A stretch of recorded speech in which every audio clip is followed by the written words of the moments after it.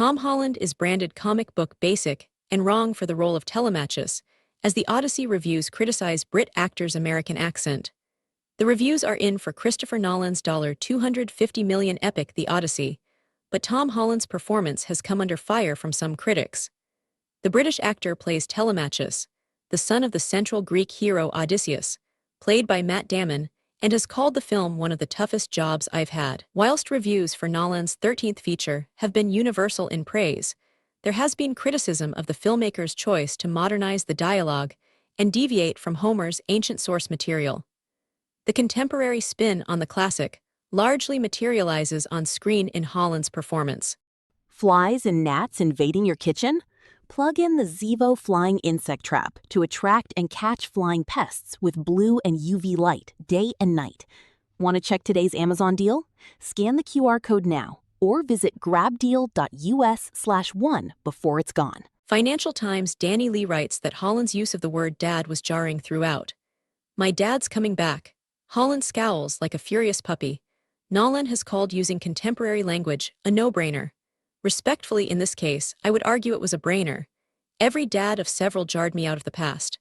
Lee added that whilst some performance like Lupita Nyong'o's Helen of Troy are vivid and bristling, Holland, still playing boys at 30, is comic book basic. David Rooney, for The Hollywood Reporter, had a similar take in his review of the questionable casting choices, deciding that while he is always an appealing screen presence, Holland is wrong for the role. The Brit actor plays his character with an American accent, but he comes across, as well, Peter Parker in a tunic, sapping the gravitas from Telemachus' path to maturity. Times' Stephanie Zacharek in her scathing review said the actor is so bland he's practically unreadable, whilst Inverse Hoey Tran Bui said it's difficult to point out a weak spot. But Holland's Telemachus suffers from being just fine. The actor mostly offers a solid foundation, off of which the other scenery-chewing actors can bounce off. Deadline's Gregory Nussin disagreed, though, calling Holland's performance his strongest one to date. His performance certainly seems tinged with the courageous naivety of Spider-Man, insisting on trying to influence those much more cunning and physically capable than he wrote. Holland may be playing a child, but his performance is bursting with a newfound maturity.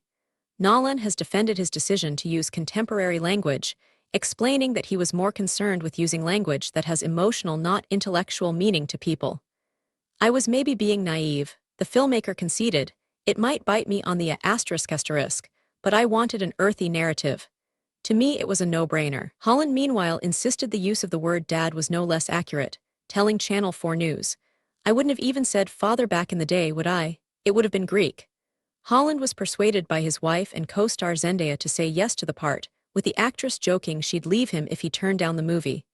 "To be honest, when I got home after our meeting, I sat down with Z and was like, I've been offered this movie," Holland told People. "And she was like, by who? And I was like, it's the big one. And she was like, Chris. I was like, yeah, it's Chris Nolan. And then we had Spider-Man that was literally scheduled to go the same day that we would start shooting," he added. Z said, "I'll leave you if you don't do the Odyssey."